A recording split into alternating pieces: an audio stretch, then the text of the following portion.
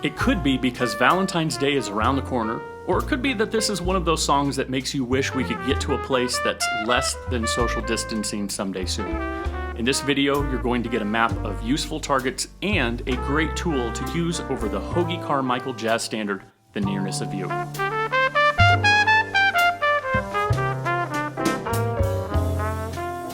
Hi, my name is Jason Klobnak and I'm a jazz trumpeter from Denver, Colorado that helps musicians find a better way to improvise. If you're looking for a quick jazz improv tip that will help your soloing, then you've come to the right place. When the calendar flipped over to 2021, many of us looked at what we accomplished and what we didn't get done.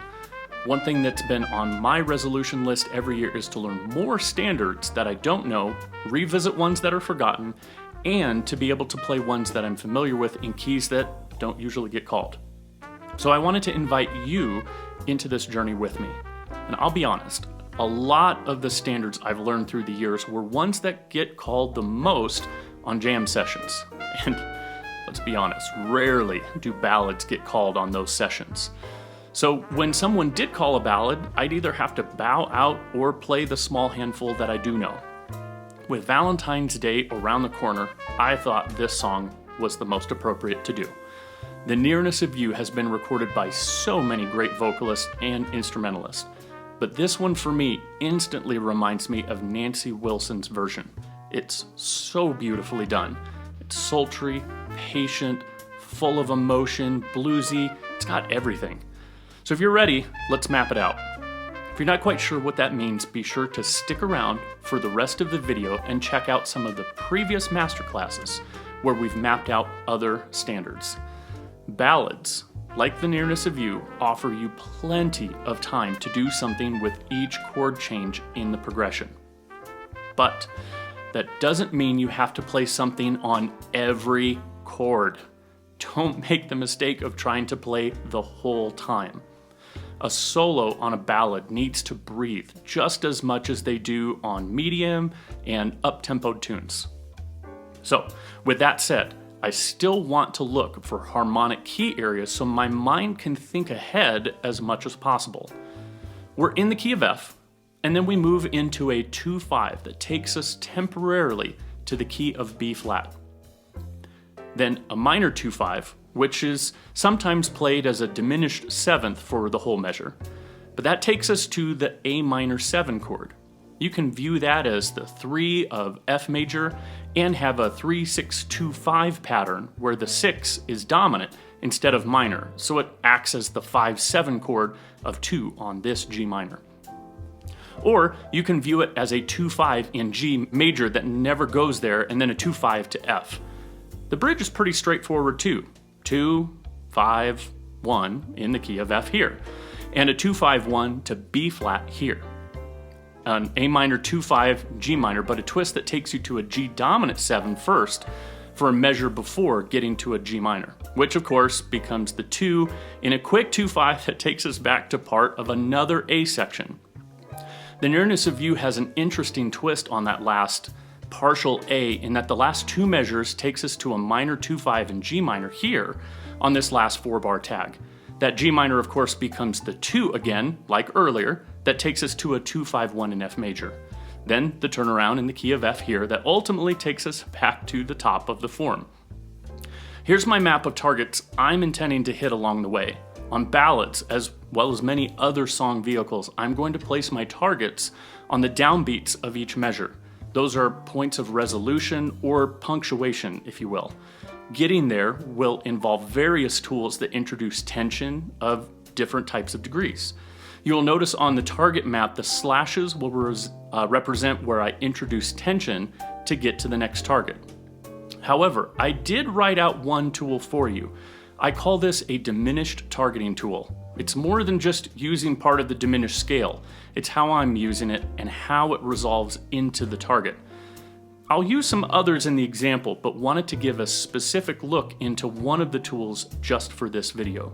If you'd like to check out more on that diminished tool, check out some more tools and how to use them to get to your targets. There are links below in the description that will help you out. I'm going to play a chorus and then give you an opportunity to try it out on this video too.